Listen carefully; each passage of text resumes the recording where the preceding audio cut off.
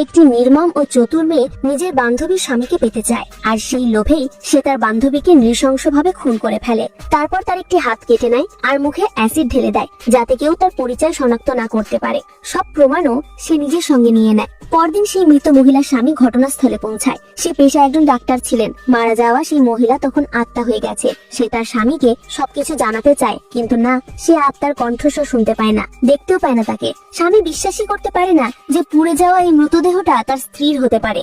পোস্টমর্টেমের রিপোর্টে জানা যায় মহিলাকে পেটের মধ্যে ছুরি মেরে খুন করা হয়েছিল, আর এই খুনটা ঘটেছে নিউ ইয়ার নাইটের ঠিক রাত 12টায়। এটা শুনেই স্বামী চমকে ওঠে, কারণ সেই সময় তার স্ত্রী ফোন করে সাহায্য চেয়েছিল, কিন্তু সে তার স্ত্রীকে ইগনোর করে তার ফোনটা কেটে দিয়েছিল। এবার তার সন্দেহ হয়, তবে মৃতদেহ শনাক্ত করা কঠিন হয়ে পড়ে, কারণ পুরো মুখটাই অ্যাসিডে ঝলসে গেছে। তখন তার মনে পড়ে স্ত্রীর ডান হাতে একটা পুরনো আঘাতের দাগ ছিল, যেটা সে একবার স্বামীকে বাঁচাতে গিয়ে পেয়েছিল। এদিকে তার এক সহকর্মী ডাক্তার সন্দেহ করে বসে যে মৃত মহিলাটি হয়তো তার স্ত্রী হবে, কিন্তু সে সরাসরি অস্বীকার করে। তদন্ত যত এগোতে থাকে ততই বেরিয়ে আসে আরো চমকে দেওয়া তথ্য।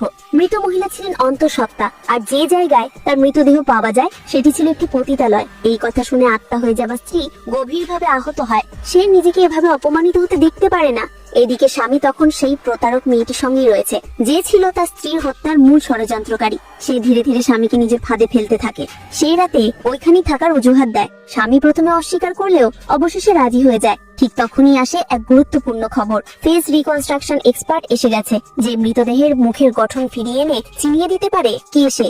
এই খবর শুনে আতঙ্কিত হয়ে পড়ে সেই প্রতারক নারী। তার মনে হয় এবার তার সব সত্যি প্রকাশ পেতে চলেছে।